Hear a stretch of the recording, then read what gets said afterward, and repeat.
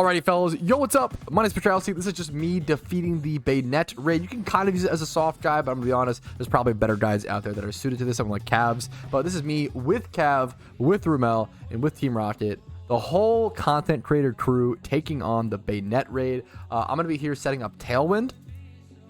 I'm going to go ahead and set up Tailwind.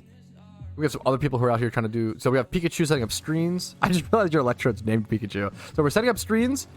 We're hazing because the battle starts with a Cotton Guard, I believe, which is like +3 defense, which is very, very powerful. So we have someone setting up screens, someone hazing, someone tailwinding, and then someone setting up Sun as well as getting off mass damage. So there's a lot of things happening at the very start of the fight. Sun, screens, hazing the opponents, and then also tailwinding. I have eject button on my Archeops, which is going to allow me to now switch out to get more mass damage on things.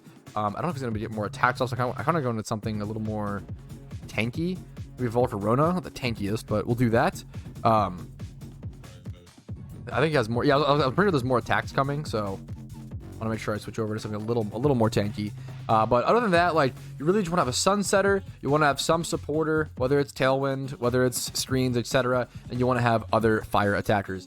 I tried solo queuing to understand the average player's plight for the Galvantula raid, which is supposed to be the easiest raid. I've been told that Galvantula is the easiest, Bannette is second easiest, and then the Hypno raid's kind of tough from what I've heard. Solo queuing is hell. Don't do it. Oh my goodness. Oh my goodness. Do not do it. Find a friend, whether you have a friend already in game. Find hopefully a group of 4. I strongly recommend. I'm gonna just throw up fire dances here. You can join my Discord, and there should be a channel called Halloween Raids, looking LFG, which is looking for a group, and you can find groups of people there trying to do the raid. I did not realize, I'm gonna be honest, I did not realize how bad solo queuing was until I attempted it, and I was like, oh wow, this is there's a lot of gross negligence happening of players just bringing Pokemon that get hit for super effective damage by the raid boss. They're, you know, people bringing like Mantines, Gyarados, Honchkrows, Gardevoirs to Galvantula, which is just not, you know, and it sucks because those negligent players hurt the average player. The average player who only has like enough time for 1 to 3 raid attempts and they have to go back to work or go, like, you know, pick up the kids from school. Those are the players who get hurt the most from these just grossly negligent players, which is unfortunate. So I'm really lucky I can just queue up. I can go find people. I wanted to try it. Solo queuing was really bad. If you can do it, more power to you. You are a stronger soul than I. So we're going to jump into the fight. We're just obliterating the Bannette, doing enough damage, so we should be fine. We should be fine. Yeah, we're at this point, like, the difference between this and solo queuing is insane. We're speedrunning this. Yeah.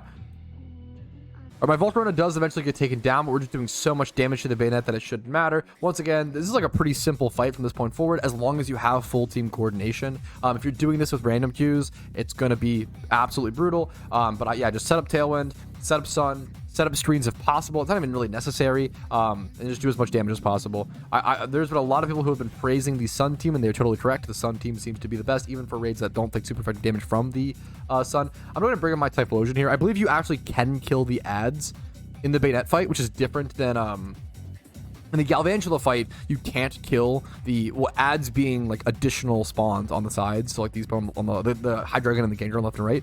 You can kill these in the Bannette raid, from my understanding. So I'm gonna bring in Typhlosion and go for an eruption here. We still have Tailwind as well. There's been a lot of times throughout these raids where clicking Flamethrower on my Typhlosion is actually better than going for the eruption.